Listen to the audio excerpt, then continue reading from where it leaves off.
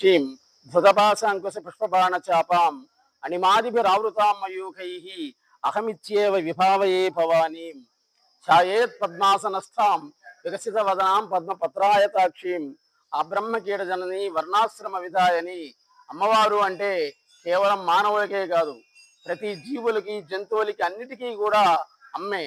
అమ్మే బ్రహ్మ అనటంలో ఎటువంటి సందేహం అనేటువంటిది లేనే లేదు.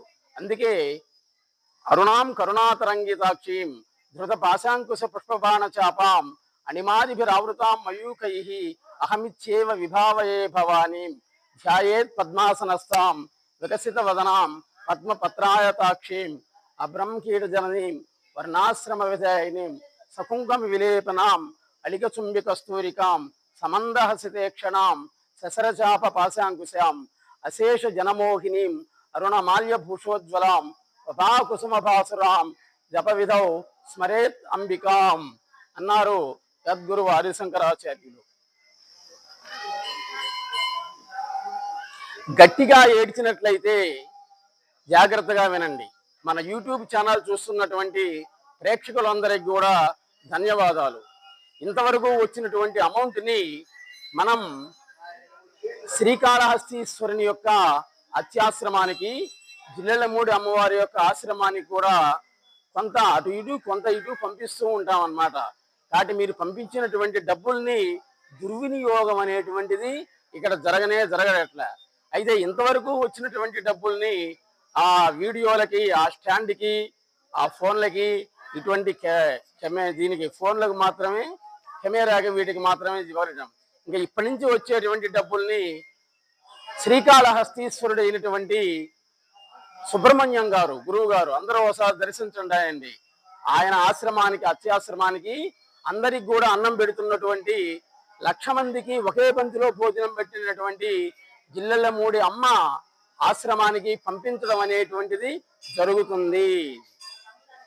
మీ అందరికి కూడా, యూట్యూబ్ ప్రేక్షకులందరికీ కూడా ఒకే ఒక్క విషయాన్ని విన్నవిస్తున్నాం. మన యూట్యూబ్ ఛానల్ని మన దేశంలోనే కాకుండా అమెరికా, రష్యా, లాటిన్, జపాన్లో కూడా చూస్తూ ఉన్నారు. ప్రతిరోజు 1,00,000 మంది చూస్తూ వాళ్ళ తోచినటువంటి సహాయాన్ని చేస్తూ ఉన్నారన్నమాట.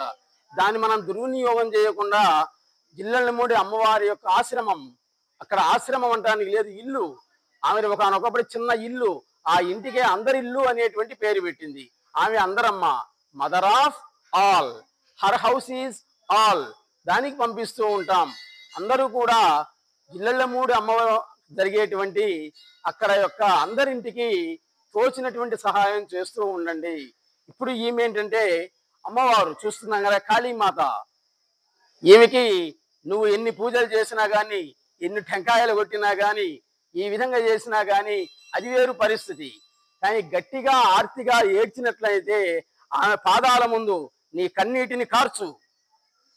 నీకు ఎటువంటి ఇబ్బంది వచ్చినా కానీ ఎవ్వరితో చెప్పొద్దు. నీ బంధువులతో కానీ, స్నేహితులతో కానీ ఎవ్వరితో కూడా చెప్తే వాళ్ళకి దృష్టిలో నువ్వు చిన్నతనం అయిపోతావు. మన ఇబ్బందుల్ని, మనకు ఉండేటువంటి కష్టాలని బంధువులకు కానీ, స్నేహితులకు కానీ చెప్పినట్లయితే మనం చిన్నతనం అయిపోతాం అన్నమాట. విన్నట్లే వింటారు. విని ఆమెతోటి చెప్పుకోవాలి. ఆమె దగ్గరికి వచ్చి నీ కన్నీటిని కాల్చు. ఆమె పాదాల ముందు నీ కన్నీటిని కార్చి మొరపెట్టుకున్నట్లయితే నీ ఇంటి స్లాబ్ పగలగొట్టుకొని నువ్వు ఆదివారం ఇక్కడికి రావడం వేరు, మహాకాళి దగ్గరికి. నీ కన్నీటితోటి నీ బాధలన్నీ కూడా ఆమె పాదాల ముందు అంటే అందరైతే శివుడికి పాలతోటి వాటితోటి అభిషేకం చేస్తారు. నీ కన్నీటితోటి అమ్మవారి పాదాలకు అభిషేకం చేయి.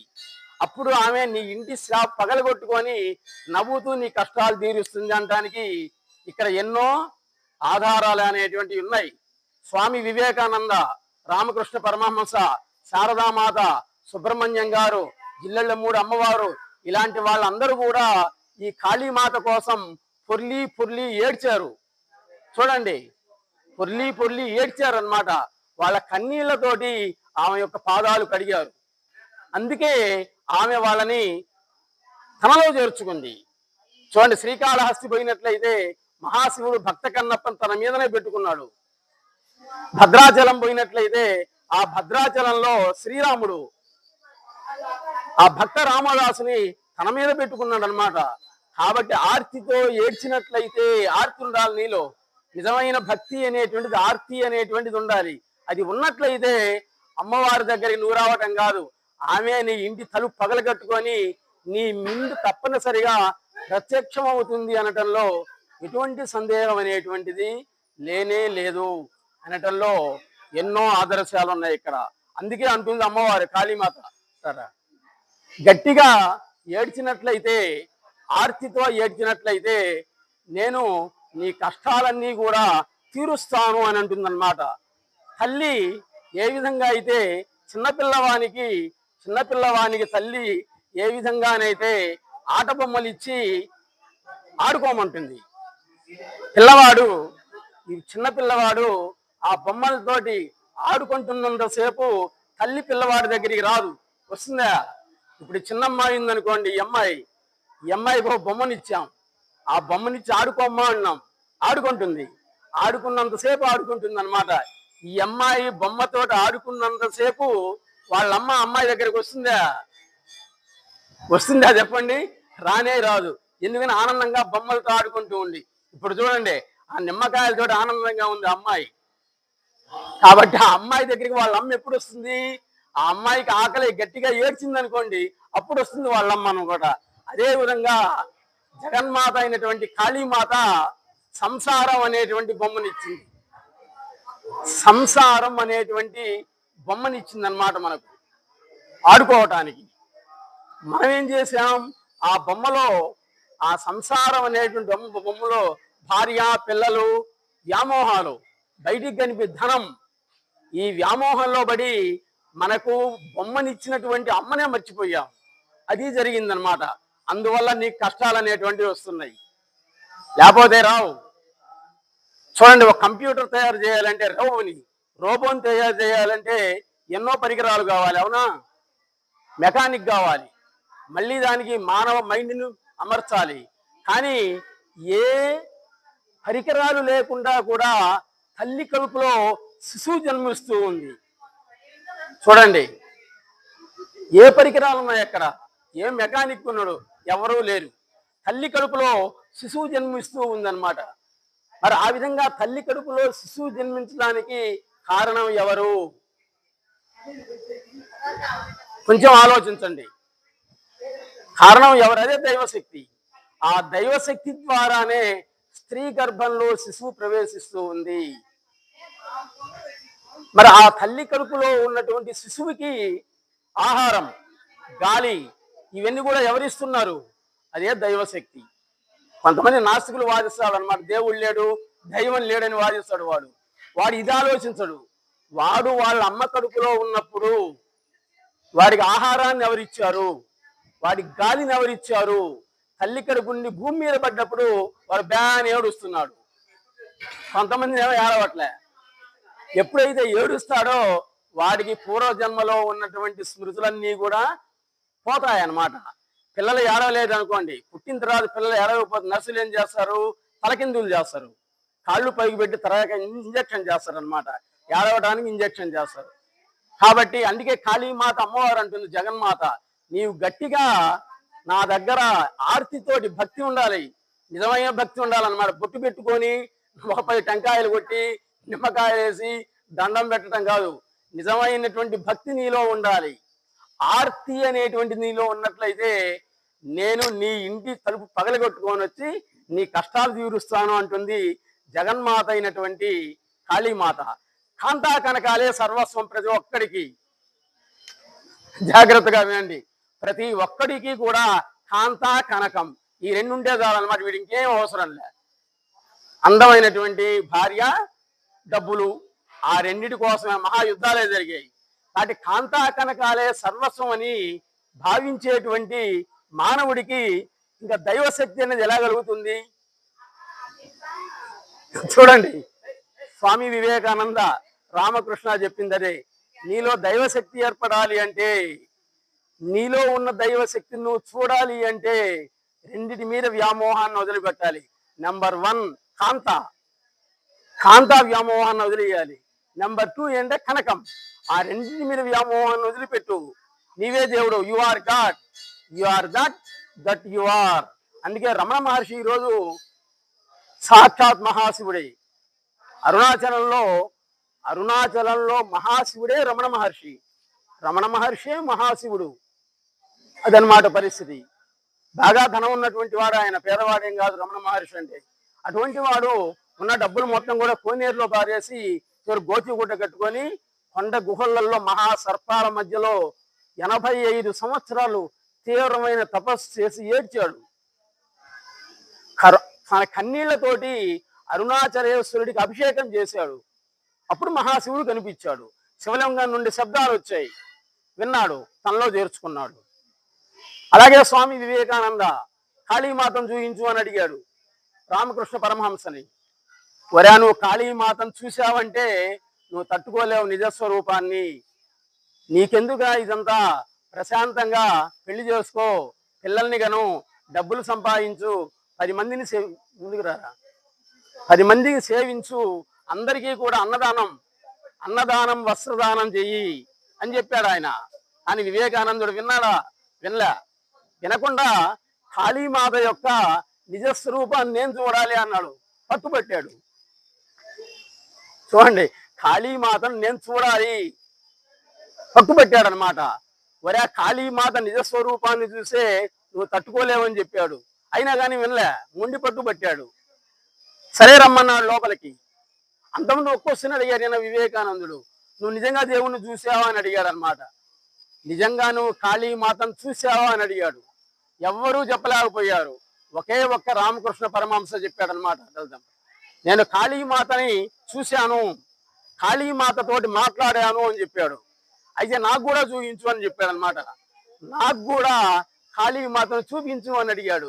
వరే, నువ్వు కాళీమాత నిజస్వరూపం చూడలేవు, చూస్తే తట్టుకోలేవు అని చెప్పాడు. చూపించాల్సిందే అన్నాడు. సరే రమ్మన్నాడు లోపలికి. ఒక గదిలో తీసుకుపోయాడు, కూర్చోబెట్టాడు. రామకృష్ణ పరమహంస యొక్క కుడికాలు బొటన వేలు ఈయన నెత్తిని పెట్టాడు. చూడండి, వివేకానందుడి యొక్క నెత్తిని పెట్టాడు అనమాట. అప్పుడు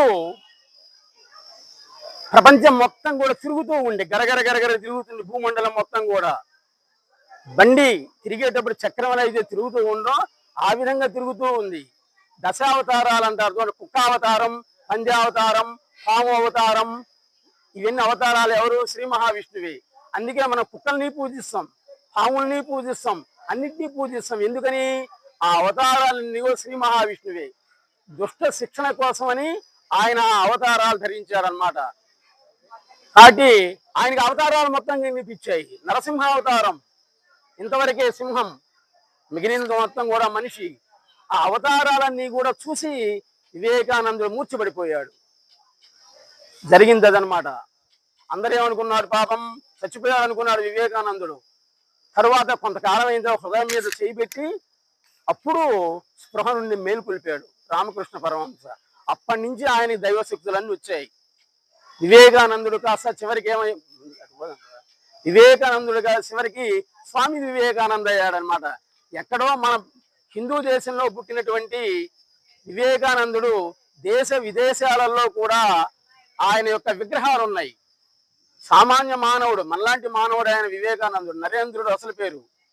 విశ్వనాథుడు భువనేశ్వరి దేవులకు జన్మించాడు. అటువంటి వాడు దైవశక్తిని పొంది ఇక్కడ కాదు, మన దేశంలో కాదు, ప్రపంచ దేశాలన్నింటిలో పోయి చూడండి వివేకానందుడి దేవాలయాలు ఉన్నాయి. మన దరిద్రం ఏంటంటే మన దేశంలో పుట్టినటువంటి వాళ్ళ గొప్పతనాన్ని మనం గమనించలే, దాన్ని విదేశీయులు గమనించారు. అరుణాచలం పోండి, అరుణాచలంలో రమణ మహర్షి తపస్సు చేసినటువంటి కొండలలో ఈ రోజు కూడా ఫారినర్స్, పరాయి దేశీయులు తపస్సు చేస్తున్నారు అక్కడ. కానీ మన వాళ్ళు ఎంతప్పటికి డబ్బులు దీనికోసం చేస్తున్నారు అన్నమాట. మరి వాళ్ళకి లేకనా? అందుకని వాళ్ళకి దైవశక్తి, మనశ్శాంతి అని ఏర్పాయి. అందుకే శ్రీకాళహస్తిలో సద్గురు సుబ్రహ్మణ్యం గారు ఒక అవధూత ఆయన చెప్తారనమాట, మన దేశం వాళ్ళేమో ఇతర దేశాల యొక్క వాళ్ళ సంస్కృతి సాంప్రదాయాలు మనం కాపాడుతున్నాం. ఎందుకని? హాఫ్ ఆఫ్ డ్రెస్సులు వేసుకొని, చిన్న చిన్న చొక్కాలు వేసుకొని, చిన్న లంగాలు వేసుకొని అంతా కూడా తిరుగుతున్నారు రోడ్ల మట్టి. అంటే వాళ్ళ సాంప్రదాయాన్ని వీళ్ళు కాపాడుతున్నారు, మన సాంప్రదాయాన్ని వాళ్ళు కాపాడుతున్నారు విదేశీయులు. విదేశాలలో ఉండే కుక్కలు మన దేశాల్లో ఉండేటువంటి బెడ్ మీద అర్థమైందా నాట్యం ఆడుతున్నాయి అన్నమాట. వీళ్ళు కూడా సరైన సబ్బు రుద్దుకోరు. ఆ కుక్కకు మాత్రం ఏ క్లాస్ సబ్బేసి రుద్దుతారు. ఏ క్లాస్ అయిన బట్టలు తొడుగుతారు అనమాట. పైగా వాకింగ్ ఉదయం సాయంత్రం వాకింగ్ పట్టకపోతుంటారు. అవన్నీ ఎక్కడి ఫారిన్ నుండి తీసుకొచ్చా. ఇది అమెరికా కుక్క, అది లాటిన్ కుక్క, జపాన్ కుక్క, 15 లక్షలు పెట్టిన కుక్కల కోసం. మరి మన దేశంలో ఉండేటువంటి అది ఉంది ఆ గోమాత, కొంచెం జరగమ్మా ఇటు. ఆ గోమాత మన దేశంలో ఉండేటువంటి ఈ గోమాత పాపం ఆహారం లేక రోడ్డున పడింది. అంటే నీ దేశంలో ఉండేటువంటి గోమాతను మాత్రం నువ్వు గౌరవించట్లే. ఎక్కడో అమెరికాలో రష్యాలో ఉండే కుక్కని మాత్రం నువ్వు ఇక్కడ తీసుకొచ్చి పూజ చేస్తున్నావు అనమాట దానికి. అందుకే సద్గురు సుబ్రహ్మణ్యం గారు అంటారు అనమాట, విదేశీ సంప్రదాయాన్ని భారతదేశీయులే రక్షిస్తున్నారు. వీళ్ళ సంస్కృతి సాంప్రదాయాలని వాళ్ళు రక్షిస్తున్నారు అనమాట. కానీ నిన్ను మాత్రం నువ్వు గౌరవించుకోవచ్చా? ఎప్పుడు కూడా ఈ సంస్కృతి సాంప్రదాయాలు అనేటువంటిది రక్షించబడాలి అంటే సంస్కృత భాష అనేటువంటిది ఎల్కేజీ నుండి ఉండాలి అంటారు సద్గురు సుబ్రహ్మణ్యం గారు. ఇక్కడ నీ ప్రార్థన తప్పనిసరిగా కాళీమాత అనుగ్రహిస్తుంది నీలో ఆర్తి ఉన్నట్లయితే. జగద్గురు ఆదిశంకర ఇలాంటి వాళ్ళందరూ కూడా కాళీమాత నిజ స్వరూపాన్ని చూసి ఆమె యొక్క కృపా కటాక్ష వీక్షణాలు పొంది వాళ్ళు తరించారు, తరింపజేశారు. దెర్ ఈజ్ నో ఇంపాసిబుల్ కూడా కాళీమాత. కాళీమాతకి సాధ్యం కానంటూ ఏమీ లేదనమాట. ఇక్కడ ప్రతిదీ కూడా సృష్టించగలదు. నువ్వు కన్ను మూసి కన్ను తెరిచే లోపే సృష్టి మొత్తాన్ని కూడా స్వామి ఒక నిమిషం, కాళీమాత కన్ను మూసి కన్ను తెరిచే లోపే సృష్టి మొత్తాన్ని నాశనం చేయగలదు, బాగు చేయగలదు. రెండు ఉన్నాయి అనమాట ఆమె దగ్గర. అందుకే ఆమె అంటే అందరికీ కూడా భయం భక్తి రెండు ఉన్నాయి. అసలు ఎవరి కాళీమాత అంటే పార్వతీదేవి అంతే.